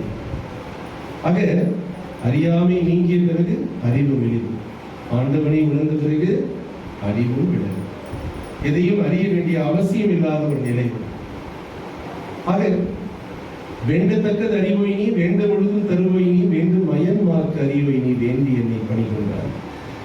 வேண்டி நீ யாது அருள் செய்தாய் யாரும் அதுவே வேண்டினல்லால் வேண்டும் பரிசு ஒன்று உண்டு எனில் அதுவும் உங்கள் விருப்பம். அப்பா இவ்வளவு தூரம் ஆன பிறகு நீ எதை விரும்பினியோ அதை நான் வேண்டுனான்னு பார்த்துக்கோ. சப்போஸ் அப்படி இல்லாம நான் வேற எதனா வேண்டிட்டுனா வேணாம் அதை கொடுத்துடாது. ஏன்னா வேலையில் மறுபடியும் விழ வேண்டியது. நீ எதை நினைக்கின்றாயோ அதை நான் விரும்பினால் எனக்கு அழி அல்லது உன்பாடு. இதுவோ இமை ஆடுமாறு ஈவது ஒன்று எமக்கில்லையே அதுவோ உனது இன்னருள் ஆவடுதுறையாக. இடரினும் தளரினும் எனது குருநோய் தொடரினும் உனக்கடல் தொழுதிருவேன். கடல் தனில் அமுதுடு கலந்த நஞ்சையும் இடரினில் அடக்கிய வேதியன். கடல் முழுவதும் கலந்த அந்த நஞ்சை கண்டத்தில் தாங்கிய நீலகண்ட பெருமானே, என்னுடைய கஷ்டம் உனக்கு பெருசா? எழில் பெரிய அண்டங்கள் அடுக்காக அமைத்த நீ என் குறைகள் தீர்த்தல் பெரிதும். ஈசனே சிவகாமி நேசனே என தில்லை மாறு நடராஜன். ஆக அந்த தன்மையில் நான் மாறும் பொழுது அப்படிப்பட்ட நான் எண்ணியவாறு எண்ணியபடி எனக்கு அருளும் தெய்வம். பெருமானுடைய பாடல்கள் ஒரு வரிக்கும் ஒவ்வொரு மணி நேரம் அழகாக பொருள் சொல்லலாம். இருட்பாடு நீங்கி ஒளி ஈந்தருளும் தெய்வம் தான் சொல்ல வந்து நான் எங்கே போயிட்டேன். இருட்பாடு போது அருள் மனம் இருள் மனம் ரெண்டு மனம் இருக்கு. இருள் மனம் என்பது உலக ஆசையிலேயே இச்சையிலேயே இருக்கக்கூடிய மனம். அதை ஒன்றும் செய்ய முடியாது. அங்க அருள் மனத்தை கொண்டு வரும். ஒரு அறை முழுவதும் இருட்டு இருக்கின்றது. அந்த இருட்டை வந்து நான் போக்குறேன்னு சொல்லிட்டு ஏதோ ஒரு பொருள் வச்சு அந்த இருட்டை எடுத்து வெளியே போடுறேன்னா முடியாது. எவ்வளவு முயற்சி பண்ணாலும் அந்த இருள் போக, அங்க எவ்வளவு கத்தனாலும் அந்த இருள் போக. ஒரு அகல் விளக்கு ஏற்றி வைங்க, அந்த இருள் போயிடும். வெளிச்சம் வந்த பிறகு இருள் இருப்பதில்லை. வேறு எந்த செயல் செய்தாலும் இருள் மறைவது. ஆனா அந்த இருளாக இருப்பதும் மாயாக இருப்பதும் சுவாமி தான். ஜோதியினே துன்னிருடைய தோன்றா பெருமையில் வினைகளை கழிப்பதற்காக இருள் மனதை கொடுத்து வினை வழி செல்ல வைக்கின்றார். அருள் மனம் வந்த பிறகு இருள் விலகுகின்றார். அப்போ இருள் இருக்கும் போதே நம்ம போராடக்கூடாது. அந்த இடத்துல அருள் வழி நம்ம போக போக இருள் தானா. அதனால நிறைய பேர் பார்த்தீங்கன்னா இந்த உழவார பணிகள்லாம் செய்வாங்க. இந்த மாதிரி கூட்டங்களுக்கு வருவாங்க, அருள் பாடல்கள் படிப்பாங்க, நாமஸ்மரணம் பண்ணுவாங்க, ஜீவ காரணம் செய்வாங்க. அந்த மாதிரி செய்யக்கூடிய அடியார்களோடு போயிட்டு தன்னை புரிய வச்சுக்கணும். நாவுக்கரசர் சொல்றாரு, நின் அடியார் கூட்டத்துள் என்னை வைத்தார், என்னை சிவனை யார் செய்திருக்காங்க. எனக்கு வினை அதிகமா இருக்கும் பொழுது நான் தப்பிக்க முடியாத போது சாமி என்ன பண்றாரா, இங்க வான்னு சொல்லிட்டு அடியார்கள் கூட்டத்தில் நடுவில் எடுத்து போட்டுறாராம். ஏன்னா அடியார்கள் கூட்டத்துக்குள்ள எந்த வினையும் ஒன்று பண்ண முடியாது. ஏன்னா ஏற்கனவே அவங்க இறைவனை சிந்தித்துக் கொண்டே இருப்பவர்கள் அடியார் பெருமக்கள். அடியார்கள் யாருன்னா அருணகிரிநாத பெருமான் சொல்றாரு, ஆதமணி மாதவர்கள் பாதமலர் சூடி அடியார்கள் பதமே துணையென்று நாளும். ஆதமணி மாதவர்கள் பாதமலர் சூடும் அடியார்கள் பதமே துணையென்று நாளும். ஆகமணி மாதவர்கள் பாதமலர் சூடும் அடியார்கள் பதமே துணையது என்று. உன்னுடைய அருளையே சிந்திக்கக்கூடிய அடியார் பெருமக்களுடைய சத்சங்கமே எனக்கு எப்பொழுதுமே இருந்துகிட்டே இருக்கும் பொழுது என் மனம் எப்படி இருப்பாடு நோக்கி போகும், அருளை நோக்கித்தான் செல்லும். அப்போ இருப்பாடு நீக்கி ஒளி ஈந்தருளும் தெய்வம் எண்ணிய நான் எண்ணியவாறு எனக்கு அருள். சாமி புரிஞ்சுக்கிறாங்க. இப்போ நம்ம வழிக்கு வந்துட்டா அவனுக்கு என்ன வேணுமோ இறைவன் கொடுக்கும் பொழுது எந்த ஒரு பொருளாக இருந்தாலும் அது ஆனந்தமா இருக்கும். இறைவன் அல்லாத எந்த ஒரு பொருள் சேர்க்கும் பொழுதும் அவ்வளவு அது ஒரு ஆபத்துல தான் இருக்கும்.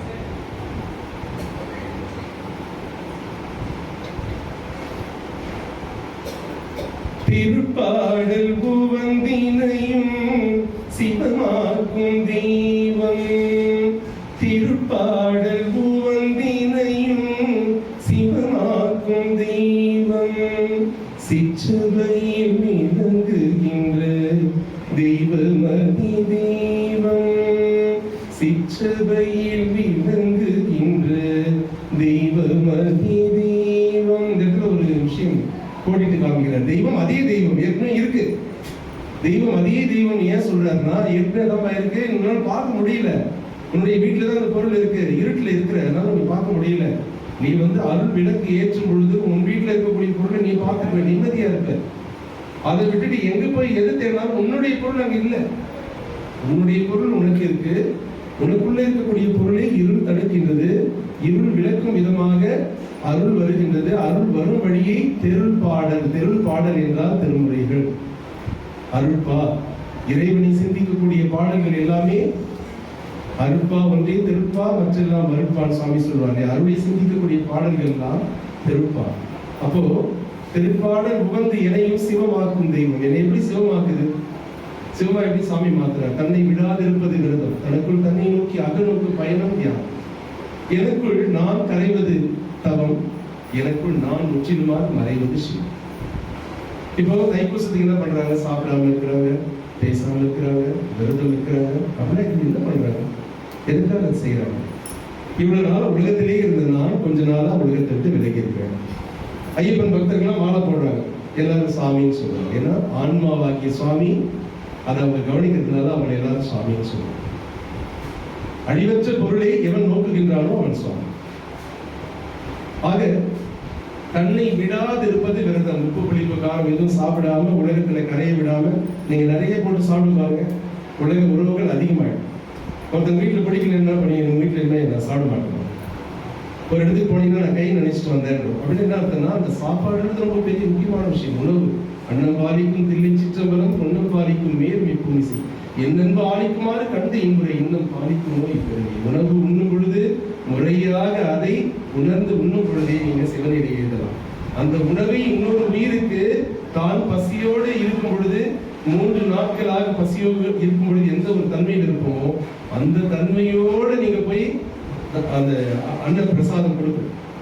பசியோடு இருக்கும் பொழுது எந்த நன்றி உணர்வோடு நீங்க வாங்குவீங்களோ அந்த நன்றி உணர்வோடு சாப்பாடு கொடுக்கணுமா? இல்லப்பா சாப்பாடு வாங்கிக்கோ, நான் கொடுக்குறேன், நீ வாங்கி. கொடுப்பவர்களுக்கு எப்பவுமே ஒரு நான் கொடுக்குறேன், வாங்குபவர்களுக்கு எப்பவுமே ஒரு ஏக்கம் இருக்கும். அங்க இருக்கக்கூடாது. நிறைய பேர் சொல்லுவாங்க சாப்பாடு வாங்குறதுல கர்மா. எந்த கர்மாவும் இல்லை. சாப்பாடு எப்ப கொடுக்கணும்னு நினைக்கிறியோ உங்க கர்மா. கையேந்தி எப்போ வாங்கணும்னு நீ நினைக்கிறியோ அப்ப கர்மா. நீட்டுகின்ற கரங்கள் யாவும் ஈசனின் கரங்கள் பட்டினத்தார் சொல்ற. அப்போ உன்னுடைய மானாபிமானம் விடுக்கையிலே ஜீவ மங்கள ஜோதி எடுக்கையில் ஞான அனுபூதி உதிக்கையிலே சிவநாதனை நாடி துதிக்கையில். நான் சும்மா அங்கெல்லாம் சாப்பிட மாட்டேன், நான் ஹோட்டலில் போய் சாப்பிடுவேன். நிறைய பேர் பார்த்தீங்கன்னா கோயில் போனால் கூட அடுத்தவங்களாம் நான் சாப்பிடுவேன், ஹோட்டலில் போய் சாப்பிடுவேன். ஆனால் நீங்கள் வடலூர் போனீங்கன்னா அவ்வளவு லட்சக்கணக்கான ஜனங்கள் சாப்பாடு யார் கொடுக்குறாங்கன்னு தெரியாது, சாப்பாடு யார் வாங்குறாங்கன்னு தெரியாது. 10 இடத்துல வாங்கி சாப்பிடுவோம், ஜீரணம் ஆகும் எப்படின்னு தெரியாது. அதுதான் அந்த ஆனந்தம். ஆக பெரும்பாடல் உகந்தனையும் சிவமாக்கும் தெய்வம். என்னை எப்படி சிவமாக்குதுன்னா தன்னை விடாது இருப்பது விரதம். என்ன இந்த உலகத்தில் நான் கரையை விடாம பாத்துக்கிறேன். எதன் மூலமா? விரதம் மூலமா. நான் பேசாம இருக்கிறேன், இல்ல அல்பா படிக்கிறேன், நான் சத் சிந்தனை செய்யறேன், நான் பரோபகாரம் பண்றேன். அதன் மூலமா உலக விஷயங்கள் இருந்து கொஞ்சம் தள்ளி நிற்கிறேன். அது முதல் நிலை.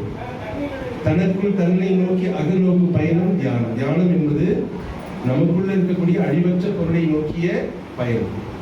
அதுக்கடுத்து இதன் மூலமா என்ன நடக்கும்னு கேட்டா நம்ம கொஞ்சம் கொஞ்சமா கரைய தொடங்கிடும். எனக்குள் நான் கரைய தொடங்குவது தவம். அவர் தவத்தில் இருக்காரு அப்படின்னு என்ன அர்த்தம்னா அந்த நான் வந்து கொஞ்சம் கொஞ்சமா கரைஞ்சுக்கிட்டு எனக்குள் நான் முற்றிலுமாக மறைவது சிவம். சித்தர்கள்லாம் பார்த்தீங்கன்னா அவங்க அறிவு வேறு சிவம் வேறு என்பார் அறிவினார். அன்பே சிவமாவது ஆறும் அறிவினார், அன்பே சிவமாவது ஆறும் அறிந்த பின் அன்பே சிவமாய் அமர்ந்தது. அன்பினும் பிடியும் அகப்படும் வலையே, அன்பினும் குடிப்புகும் அரசி, அன்பினும் வலைக்கு உட்படு பரம்பொருளை, அன்பினும் கரத்தவர் அன்பு, அன்பினும் கடத்து அடங்கிடும் கடல், அன்பினும் உயிர் ஒளிர் அறிவி, அன்பினும் அணுவுள் அமைந்த பேரொழி அட்டாமிக் ஃபிஷன். அது சொல்ற எவ்வளவு பெரிய சயின்ஸ் சாமி சொல்றாரு. அன்பினும் அணுவுள் அமைந்த பேரொழி அன்புருவால் சிறப்பு. அன்பின் பார்க்கொண்டு நீங்க செய்யக்கூடிய எந்த ஒரு செயலையும் சாமி வந்து பக்கத்துல. அப்ப அன்பு என்பது என்ன? நான் நல்லா இருக்கிறேன், நீங்க நல்லா இருக்கிறதுக்காக இறைவன் வேண்டும். நீங்க நல்லா இருக்கிறது எனக்கு மகிழ்ச்சி. அதுக்கு பிரதிபலனை எதுவுமே வேணாம். நீங்க நல்லா இருக்கும் போது நீங்க அடையக்கூடிய மகிழ்ச்சியை விடவும் அதிகமான மகிழ்ச்சியை நான் அடைகின்றேன் நீங்க நல்லா இருக்கிறது. அதுதான் அதுதான் அருளாக மாறும், அதுதான் கருணையாக மாறும். அருட்பெரும் ஜோதி, அருட்பெரும் ஜோதி, தனிப்பெரும் கருணை, அருட்பெரும் ஜோதி. ஜோதியாக இந்த ஆன்மா இருக்கின்றது, அன்பாக நம்ம தன்மை இருக்கின்றது. அந்த அன்பு எப்போ அருளா மாறும், எப்போ கருணையா மாறும், எப்போ பெரும் கருணையா மாறும், எப்போ நமக்குள்ள இருக்கக்கூடிய சாதாரண அன்பு தனிப்பெரும் கருணையாக மாறுகின்றதோ அப்போ உங்க ஆன்மா ஒரு அருட்பெரும் ஜோதியா மாறிடுது. இதுதான் சாமி சொல்றாங்க. அருட்பெரும் ஜோதி, அருட்பெரும் ஜோதி, தனிப்பெரும் கருணை, அருட்பெரும் ஜோதி. அருட்பெரும் ஜோதி இந்த ஆன்மாவை இந்த உடலுக்குள் அருட்பெரும் ஜோதி தான் இருக்குது. அதே அருட்பெரும் ஜோதி இந்த ஆன்மாவுக்குள் தனிப்பெரும் கருணையை ஏற்படுத்துகிறது. அதன் மூலமாக இந்த ஆன்மாவும் அருட்பெரும் ஜோதியாக மாறுகிறது. மிகப்பெரிய ஒரு உண்மையை அந்த மந்திரத்தில் மகா மந்திரத்தில் சாமி சொல்லியிருக்காங்க. அதை பிரிக்காம, ஏன்னா அக்ஷரம் சொல்லுவாங்க, தமிழ் வார்த்தைகளை சொல்லும் போதே அந்த மந்திரம் அருட்பெரும் ஜோதி, அருட்பெரும் ஜோதி, தனிப்பெரும் கருணை, அருட்பெரும் ஜோதி. தமிழுக்கு ஒரு சிறப்பு என்னன்னா ஞா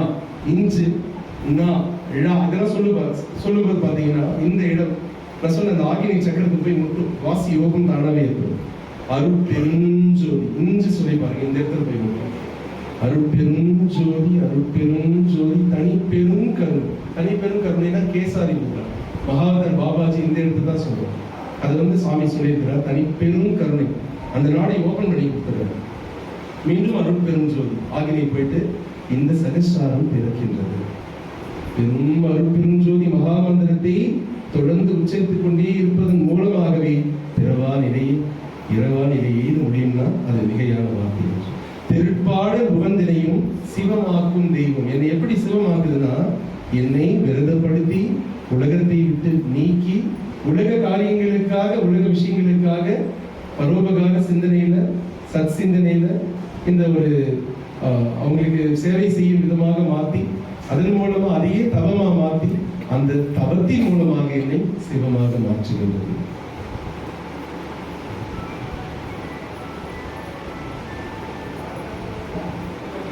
தாயாகி தந்தையுமாய் தாங்குகின்ற தெய்வம் தன்னை நீகுகின்றாது தனித்தறிமை தெய்வம்.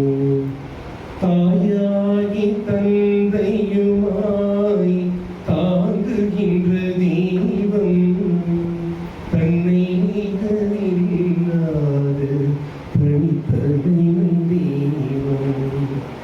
வாயார வாழ்த்துகின்றோம் மனத்தமந்த தெய்வம்.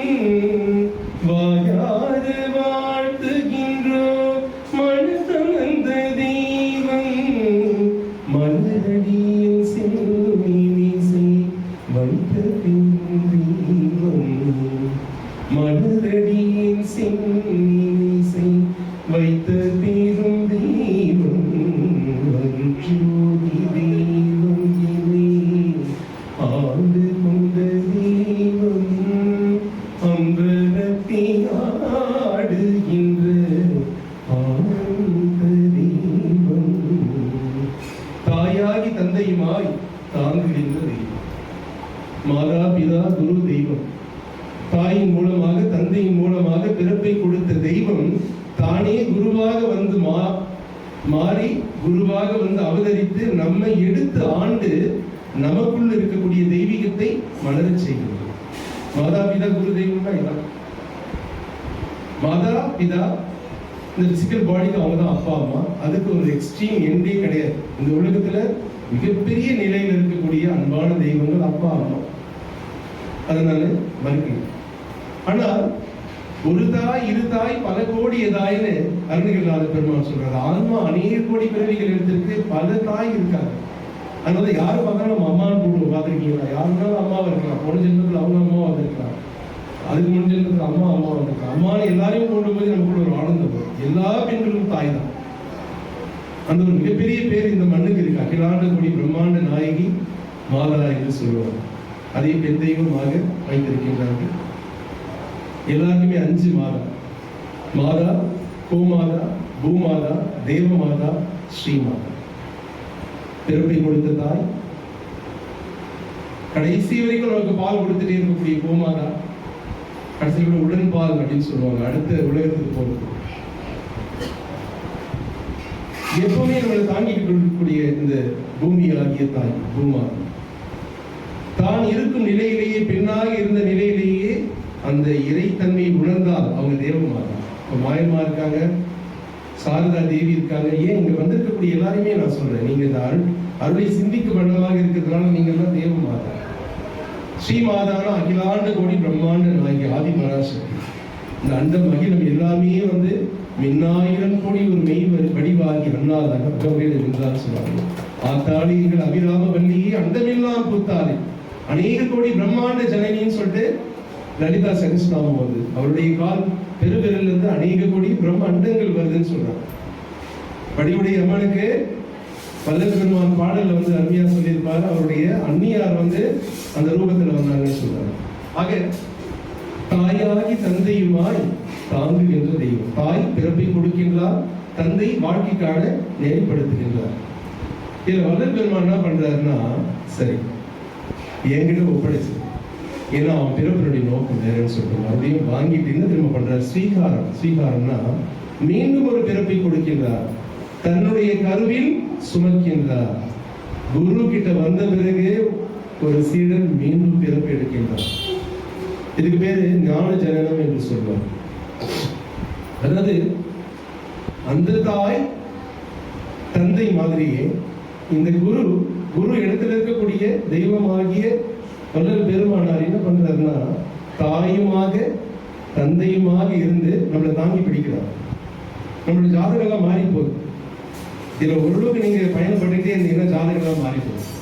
உங்களுடைய கட்டங்கள்னு சொல்லுவாங்க, வேற கட்டம் நடந்துட்டு இருக்கு. ஏன்னா உங்களுக்கு வேற ஒரு பிறப்பு கொடுத்தாச்சு. ஓரளவுக்கு மேல நீங்க புரிஞ்சுக்கணும்னா ஜோதிடம்னா வேற ஒன்றும் இல்லைங்க, ஜோதி இடம். ஜோதி இருக்கிற இடத்த பார்த்துட்டீங்கன்னா அதான் ஜோதி.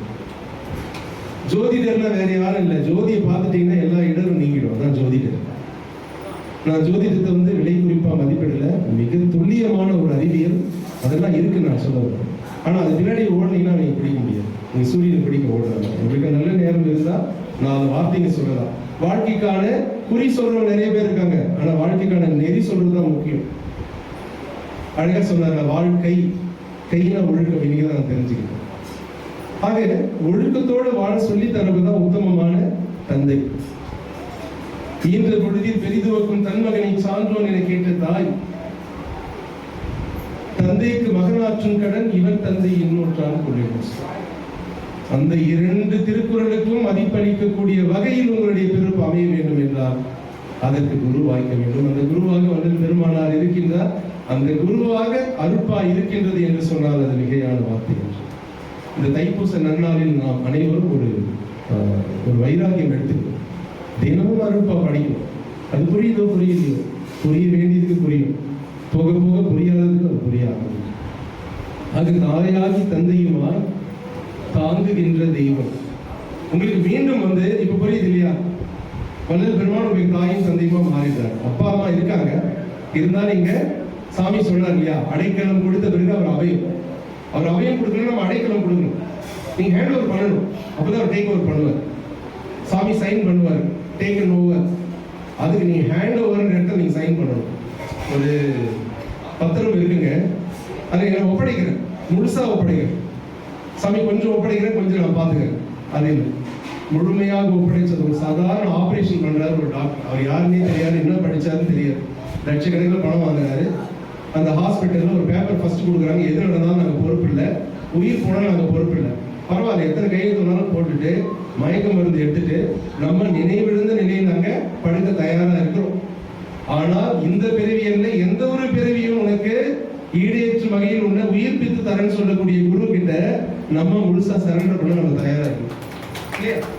அப்ப டோட்டல் சரண்டர் எங்க வருதோ அங்கதான் அந்த அபயம் வரும். கைவிட மாட்டான் என்று சங்கி கடக சபையான் என்று சங்கி. கைவிட மாட்டான், ஏன்னா அவன் கடக சபையா. கைவிட மாட்டான் என்று சங்கி கடக சபையான் என்று சங்கி. பொய்விட செய்தான் என்று சங்கி. இதுதான் முக்கியம், அண்டர்லைன் பண்ணிக்கணும். பொய்விட செய்தான் என்று சங்கி பூசை பணித்ததின்று சங்கி ஊது சங்கி ஊது சங்கி. பொய் விடணும். மணிவாசக பெருமான் சொல்றாரு, பொய்யாயிரவெல்லாம் போயகர வந்தவர்கள். பொய்யே இல்லாமல் மெய்யாக நீ வந்தவர்கள் சொல்லல. பொய் இருக்கும். பழமே இருக்கிற மாதிரி வாழைப்பழம் இருக்கா? தோல் இருக்கும். தோழி இல்லாத மாதிரி பலாப்பழம் இருக்கா? தோல் இருக்கு. அதை எடுத்துட்டு அந்த பழம் எடுக்கணும், அது கூட முடியலங்க. அப்ப பொய்யும் தெரிஞ்சு அந்த பொய்யை விட்டுணும். நம்ம தோழில சேர்த்து சாப்பிடணும், அப்புறம் வயிறு வலிக்குன்னு சாப்பிடணும். பொய்யும் தெரிஞ்சு பொய்யாயிலமெல்லாம் போயகல. பொய் என்பது நிலைக்காதது. சாமி சொன்னார், மாறக்கூடியது, நிலைக்காதது. இன்னைக்கு இருக்கும், நாளைக்கு இருக்காது. ஒரு ஃப்ரெண்டு கிட்ட பழகுறீங்கன்னா ரொம்ப பாசமா இருந்தீங்கன்னா அதுக்கு விஷயம் வரதான் செய்யும். நீங்க அன்பா பழகணும், அக்கறையா பழகணும், ஆனா பாசம் இருக்கணும். இந்த எமன் கையில இருக்குது பாச கயிறு, வேற எந்த கையில பாசம் வச்சா உயிர் ஆற்றல் விரயமாயிட்டே இருக்குன்றதுதான் தத்துவார்த்தமா. எமன் கையில பாச கயிறு ஏன் சொன்னாங்கன்னா, இந்த உலகத்துல எதை நீங்க நினைக்கும் போது அது மேல பாசம் வச்சீங்கன்னா உங்க உயிர் ஆற்றல் விரயமாகும். இது அருணகிரிநாதர் அருமையா சொல்லுவாரு, காமிய தழுந்தி இளையாதே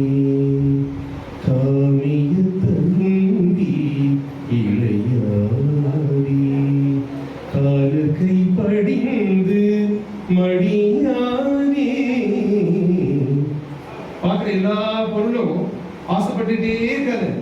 உயிர் ஆற்றல் நிறைய ஆகிட்டே இருக்கும். ஒரு விஷயம் புரிஞ்சுக்கோ, நீ எதை பார்த்து ஆசைப்படுறியோ அது உனக்குள்ள இருக்கு.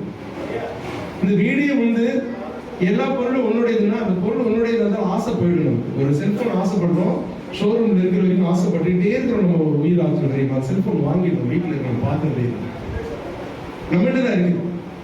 அப்போ பிரபஞ்சத்துல பார்க்கக்கூடிய பொருள்கள் எல்லாத்து மேலேயும் ஏக்கமோ இல்லை ஏளனமோ இல்லை ஆசையோ பட்டுட்டே இருக்கும்போது உயிராற்றல் விரையும். ஒரு பெரிய புரிதல் வரும்போது தடுக்கப்படும். என்னன்னா எல்லாமே இறைவன் படைச்சது, அந்த இறைவன் எனக்குள்ள இருக்கிறார். எனக்கு எது தேவையோ அதை எடுத்து கொடுப்பாரு, எது தேவையில்லையோ அது தவிர்ப்பாரு. எப்ப கொடுக்கணுமோ அப்ப கொடுப்பாரு, எங்க கொடுக்கணுமோ அங்க கொடுப்பாரு. கொடுத்தாருன்னா நல்லது, கொடுக்கலைன்னா ரொம்ப ரொம்ப நல்லது. இந்த மனநிலை வாய்க்கதான் பெரிய வரம். நமக்கு வராது, அவ்வளவு சீக்கிரம் வராது. இந்த புரிதல் சொல்லப்போனா அந்த மியர் அண்டர்ஸ்டாண்டிங், ரமணர் சொல்லுவார், அந்த புரிதல் வந்த உடனே நீங்க உட்கார்ந்துக்கணும். ஒண்ணுமே சாமி இருக்கிறாங்க பார்த்துக்கணும். ஆக தாயாகி தந்தையுமாய் தாங்குகின்ற தெய்வம், தன்னை நிகர் இல்லாத தனி தலைமை தெய்வம். அல்லாஹ் என்றால் நிகரில்லாதவன், படைத்தவன் இஸ்லாத்துல சொல்லுவாங்க. அதனாலதான் நிறைய பேர் வந்து பாத்தீங்கன்னா அதுக்கு நிகரை எதுவும் வைக்கக்கூடாது அப்படின்ற மாதிரி அவங்க வேற ஒரு உயர்வு நம்பிக்கையில போயிடுவாங்க. அல்லாஹ் மேல நிகரை எதுவும் சொல்லாதீங்கன்னு பயப்படுவாங்க. என்ன அர்த்தம்னா நிகரா இன்னொரு பொருள் இல்லாத அளவுக்கு எல்லா பொருளையும் நிறைஞ்சிருக்கக்கூடிய, இந்த பொருள் தான் பெரியது, அந்த பொருள் தான் பெரியது, எந்த பொருள் பெரியதோ அந்த பொருளையே நான் சார்ந்திருக்கின்றேன், எந்த பொருள் பெரியதோ அந்த மார்க்கத்தில் நான் இருக்கின்றேன் என்பது மறைமுகமான ஒரு தன்முனைப்பு. இந்த பொருள் தான் பெரியது, அந்த பொருள் தான் பெரியது என்று எந்த பொருளை சொன்னாலும் அந்த எல்லா பொருளிலும் நிறைந்திருக்கக்கூடிய பெரிய பொருள் எதுவோ அது எல்லா பொருளுக்குள்ளும் பாரபட்சமின்றி இருந்து கொண்டே இருக்கிறது. இந்த புரிதல் வரும் பொழுது அந்த நிகரில்லாத அப்படின்ற வார்த்தைக்கு பொருள் விளக்கு. அதுக்கு ஈடா எதையுமே சொல்ல முடியாது. தாயுடைய அன்புக்கு ஈடா சொல்ல முடியுமா? ஒருத்தர் வந்து ஒரு ஸ்போர்ட்ஸ் ஜெயிச்சுட்டு வர அவனுக்கு எல்லாருமே வந்து சகல விதமான கிரீட்டிங்ஸும் பண்றாங்க, கை கொடுக்குறாங்க, ஃப்ளவர் பொக்கே கொடுக்குறாங்க, எல்லாமே கொடுக்குறாங்க. ஒருத்தர் கூல் ட்ரிங்க்ஸ் வாங்கி கொடுக்குறாங்க, ஒருத்தர் வந்து ஒரு கிஃப்ட் கொடுக்குறாங்க, எல்லாமே பண்றாங்க. வேகமா ஓடி போறான் வீட்டுக்கு. அப்பா வந்து ஒரு வாட்ச் வாங்கி வச்சிருக்காரு, கொடுக்குறாரு, முத்தம் கொடுக்குறாரு, எல்லாம் வேகமா அவங்க அம்மா அவனுக்கு போறாங்க. அவங்க அம்மா என்ன பண்ணாங்க தெரியுமா? சாப்பிட்டேடா. தாய் என்ன பண்ணா, அவன் என்ன விருது வாங்கினா, அவன் என்ன பெரிய கப்பு வாங்கினா, ஸ்போர்ட்ஸ்ல எப்படி பண்ணா, அதை பத்தி அவனுக்கு சாப்பிட்டு எடுக்கிறது. தாய், இந்த தாய்க்கு இவ்வளவு வலிக்குதுன்னா அந்த தாய்க்கு எவ்வளவு வலிக்கும். பிறந்து பிறந்து பிறந்து செத்து போதே கடைசியில அவர் வாழற விதமா பார்க்கல, நீ வாழற விதத்துல கடைசியில் இறந்து போயிட்டு அதுதான் வேதனையோடு பார்க்கல. இறப்பு உனக்கு சம்மதமான்னு கேட்கிற, இரவாமை கொடுக்கப்பட்டிருக்குதே. நீ நினைக்கிற யார் யாருக்கும் சித்தர்கள் மகான்களுக்கு தான் இருக்கு அப்படின்னு. எல்லாருக்குமே கொடுக்கப்பட்ட வாய்ப்பை உனக்கும் வழங்கப்பட்டிருக்குது. இந்த வாய்ப்பை வந்து பயன்படுத்தி உண்டான ஒரு சாதனத்தை நான் கொடுத்துருக்கேன். அந்த சாதனத்தை நினைவுபடுத்திக்கிறதன் மூலமா தாயாகி தந்தையுமாய் தாங்குகின்ற தெய்வம். உங்களுக்கு எந்த கஷ்டம் வரும் பொழுதும் அது தாங்கி பிடிக்குது. தன்னை நிகர் இல்லாத தனி தலைமை தெய்வம். காயாகி கனியாகி கலந்து நிற்கும் தெய்வம். ஒரு மரத்துல பூ பூக்குது, காயா மாறுது, கனியா மாறுது. நீங்க பாத்தீங்கன்னா பூ துவர்க்கின்றது, காய் பிடிக்கின்றது, அதே கனி இனிக்கின்றது. எப்படி இது நடக்கும்? அந்த பூவை யார் காயா மாத்தினாங்க, காய் யார் கனியா மாத்தினாங்க. காலம் மாற்றுகின்றது, காலம் அந்த பக்குவத்தை கொடுக்கின்றது. அந்த நம்பிக்கையோட நீங்க இருக்கணும். ஷிரடி பாபா சொல்லுவார், நிஷ்டா சதுர், பொறுமையோட நம்பிக்கையோட இந்த காலத்துல அப்படியே போயிட்டே இருக்கும் பொழுது பெருமானுடைய கை பிடிச்சிட்டு இந்த தைப்பூசம் நன்னால இந்த ஒரு அருமையான செய்தி நம்ம மனசுல வச்சுக்கணும். அருட்பா அப்படின்ற ஒரு பாடல் ஒரு முறை எனக்கு பேச வாய்ப்பு கிடைக்கும் பொழுது அடியே சொல்ற விஷயம் என்னன்னா, மிகப்பெரிய ஒரு சாதனை அதுதான் செங்கோல், சாமி கொடுத்த செங்கோல். அது வாழ்க்கைக்கு உண்டான ஒரு மிகப்பெரிய ஒரு நமக்கான ஒரு அற்புதமான ஒரு வரமாக எடுத்துக்கொண்டு அந்த அருட்பாவின் அந்த வரிகளுடைய ஒவ்வொரு பொருளோடும், பொருளாவது வேறு ஒன்றும் இல்லை, பொருளாவது இறைவன். எந்த வரியிலையுமே இறைவன் தான் இருக்கிறார், அருட்பெரும் ஜோதி ஆண்டவன் தான் இருக்கிறார். ஆக இன்னைக்கு மலர்களாக மலர்ந்திருக்கிற நாம் கனியாக, ஞான கனியாக கனிய வேண்டும் என்ற பெரிய ஒரு பிரார்த்தனையை இந்த அற்புதமான ஞான சபையில் வைத்து வாய்ப்புக்கு நன்றி கூறி அருட்பெரும் ஜோதி அருட்பெரும் ஜோதி தனிப்பெரும் கருணை அருட்பெரும் ஜோதி திரு பிரகாச வல்லல் பெருமான் திவ்யத்தின் வழிகளையே சொல்லி குரு வாழ்க்கை அருட்பெரும் ஜோதி தனிப்பெரும் கருணை அருட்பெரும் ஜோதி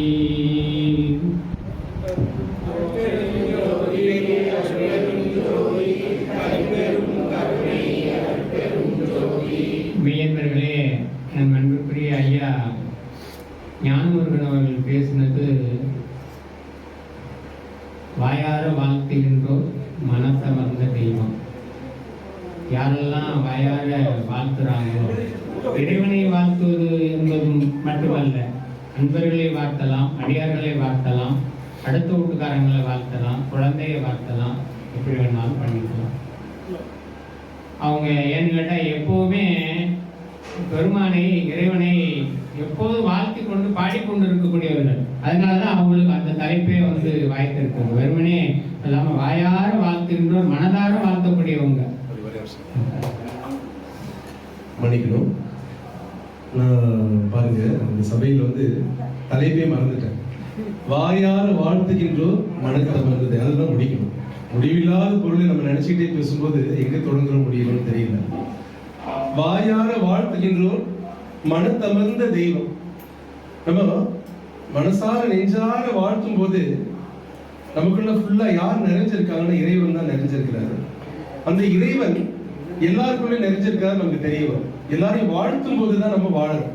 வாழ்க்கைன்றதே வாழ்த்துதல் தான். அது நான் சொல்ல நினைச்ச மறந்துட்டேன். ஏன் அந்த மாதிரியான ஒரு நிகழ்வு நடந்ததுன்னா, என்னை விட மிகச்சிறப்பாக அருமையாக வாழ்க்கக்கூடியவர் ஐயா அவர்கள். அதனால அந்த வார்த்தையை வந்து அவர் தான் சொல்லி முடிக்கணும். பெருமானார் என்ன சொல்றாருன்னா, வாயார வாழ்த்துகின்றோர் மனத்தமர்ந்த தெய்வம், மலரடியின் சென்னி மிசை வைத்த பெருந்தெய்வம். ஒரு நாள் வந்து நான் இதை நினைவுபடுத்திட்டு பாடிட்டு இந்த ஒரு அற்புதமான ஒரு பேர் எனக்கு கிடைச்சிட்டு நான் போறேன். ஆனா ஒவ்வொரு நாளும் வந்து வாழ்த்தக்கூடியவர் மாணிக்கம் ஐயா அவர்கள். அதனால அவர் வாழ்க்கிறது பெருமானார் விரும்பி அது அவர் மூலமா முடிக்கிறார் என்றுதான் நான் நினைக்கிறேன்.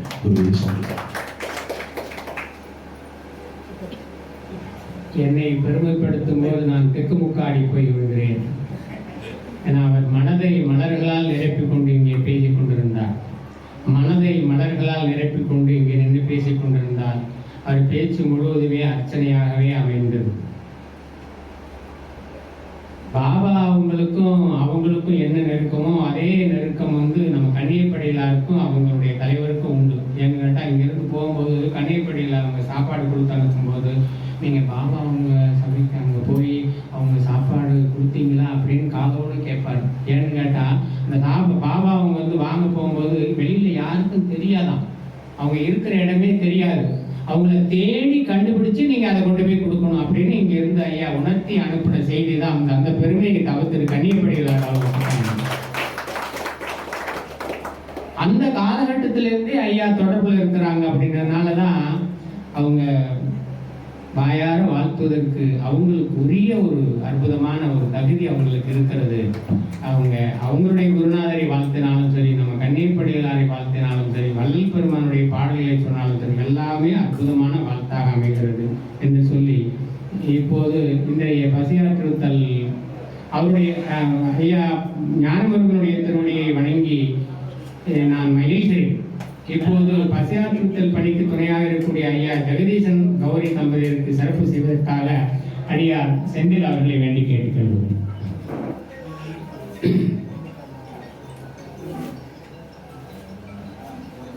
அருட்பெரும் ஜோதி அருட்பெரும் ஜோதி தனிப்பெரும் கருணை அருட்பெரும் ஜோதி. 4 மணிக்கு திரும்பவும் நிகழ்ச்சி தொடங்க இருக்கின்ற காரணத்தினால சரியான நேரத்தில் பசியாற்றுவதற்கு ஏற்பாடு செய்யுங்கள் என்கின்ற உத்தரவின் அடிப்படையில் இது செய்யப்படுகிறது. இப்போது ஜோதி தரிசனம். ஜோதி பட்டு பாடுங்க.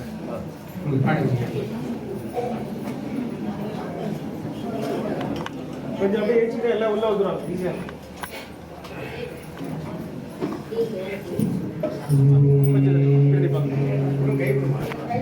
ஜோதி ஜோதி ஜோதி சுயம்